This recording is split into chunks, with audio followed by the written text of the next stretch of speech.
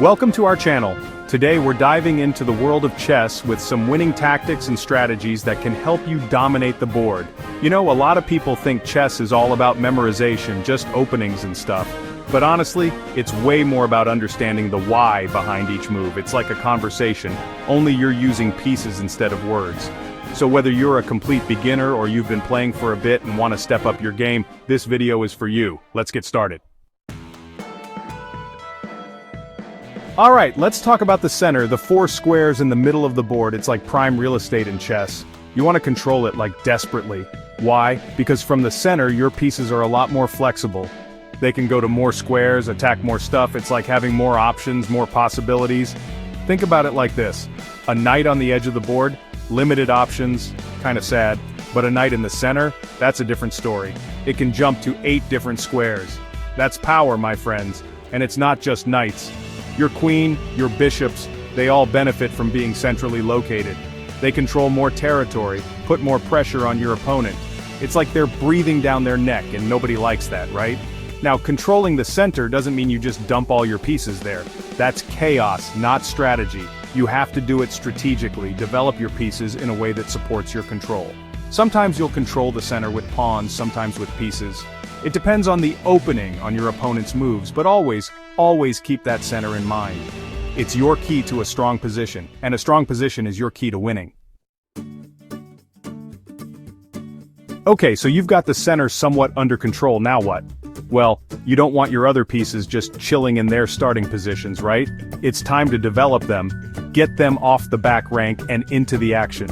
Developing your pieces quickly is super important in the opening. Every move counts, and you don't want to waste time shuffling pieces around in the back. That's just giving your opponent a free pass to develop faster and put pressure on you. A good rule of thumb is to try and develop your knights and bishops first. These pieces are your minor pieces, but don't let that fool you, they can be super powerful. Get those knights out to control key squares, and your bishops on those long diagonals where they can control a lot of territory. Remember, development isn't just about getting your pieces off the back rank, it's about putting them on good squares. Squares where they can influence the game, attack, and defend effectively. You want your pieces to be working together, like a well-oiled machine, to control the board. And speaking of working together, don't forget about your queen. She's the most powerful piece on the board, but she's also vulnerable in the opening. You don't want to bring her out too early and risk her getting chased around by minor pieces. So, develop your pieces quickly, efficiently, and put them on squares where they can do some damage. Okay, we've talked about controlling the center, developing your pieces, but there's something even more important, keeping your king safe. Think of your king as the VIP of your chess army. He may not be the strongest fighter, but if he goes down, it's game over. So how do you keep your king safe? One word: castling. Castling is a special move in chess, where you get to move your king 2 squares towards a rook, and that rook jumps over the king to the next square. It's the only time you can move 2 pieces at once, and it's crucial for king safety. Why is castling so important?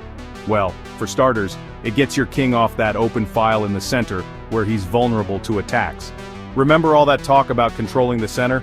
Yeah, well, you don't want your king hanging out there in the middle of the action. Castling also connects your rooks, which is super important for the middle game and endgame. Connected rooks are like a dynamic duo, they protect each other and can control files together. Now, there are 2 types of castling: kingside castling and queenside castling. Kingside castling is generally considered safer because your king is tucked away behind a wall of pawns. Queenside castling can be riskier, but it can also be more aggressive, especially if you're trying to open up lines on the queen side for your rook. The most important thing is to castle early. Don't wait until your opponent starts attacking your king to think about castling. By then it might be too late. So you're controlling the center, developing your pieces, keeping your king safe. Now let's talk about pawn structure, the often overlooked but incredibly important foundation of your position. Think of your pawns like the infantry of your chess army. They may be the weakest pieces individually, but together they form a powerful force. A strong pawn structure can support your pieces, control key squares, and even create targets in your opponent's position. One of the most important things to understand about pawn structure is pawn chains. A pawn chain is simply 2 or more pawns of the same color linked together diagonally.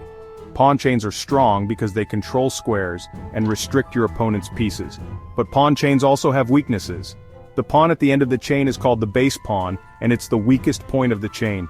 If your opponent can capture the base pawn, the whole chain collapses. Another important concept is pawn islands. A pawn island is a group of pawns that are separated from each other by one or more empty files. The more pawn islands you have, the weaker your pawn structure generally is. This is because isolated pawns are vulnerable to attack and can't be easily defended by other pawns. When it comes to pawn structure, you want to strive for a few key things. Connected pawns. Pawns that are next to each other are stronger than isolated pawns. Pawn chains. Pawn chains can control key squares and restrict your opponent's pieces. Few pawn islands. The fewer pawn islands you have, the stronger your pawn structure will be. Remember, pawn structure is all about creating a solid foundation for your pieces. A strong pawn structure will give you a big advantage in the middle game and endgame. Okay, we've covered a lot of ground from controlling the center to pawn structure, but here's the thing. Chess isn't just about memorizing a bunch of rules or principles, it's about using those principles to think ahead, to plan your moves, and to anticipate your opponent's responses. You know, one of the biggest mistakes I see beginners make is just moving pieces without a clear plan. They're so focused on what their opponent is doing that they forget to think about their own plans. Before you make a move, ask yourself these questions. What's the immediate threat? Is my opponent attacking something? What's my opponent's plan? What are they trying to achieve? What's my plan? What are my goals? How does this move help me achieve my goals? Chess is like a conversation, except you're using pieces instead of words. Every move you make is saying something to your opponent. Are you making threats? Are you defending? Are you trying to control key squares? Thinking ahead in chess is all about calculating variations. A variation is just a sequence of moves. Strong players can calculate many moves ahead, but you don't have to be a grandmaster to start thinking ahead. Even calculating a couple of moves ahead can make a huge difference in your game. Remember, chess is a game of strategy and tactics. By planning your moves, anticipating your opponent's responses, and calculating variations, you can outmaneuver your opponent and achieve victory. Thanks for watching. I hope these tips and strategies help you dominate the board in your next chess match. Remember, chess is a journey of continuous learning and improvement. The more you play, the more you'll understand the nuances of the game and develop your own style. Don't forget to like, comment, and subscribe for more chess tips and strategies. See you next time.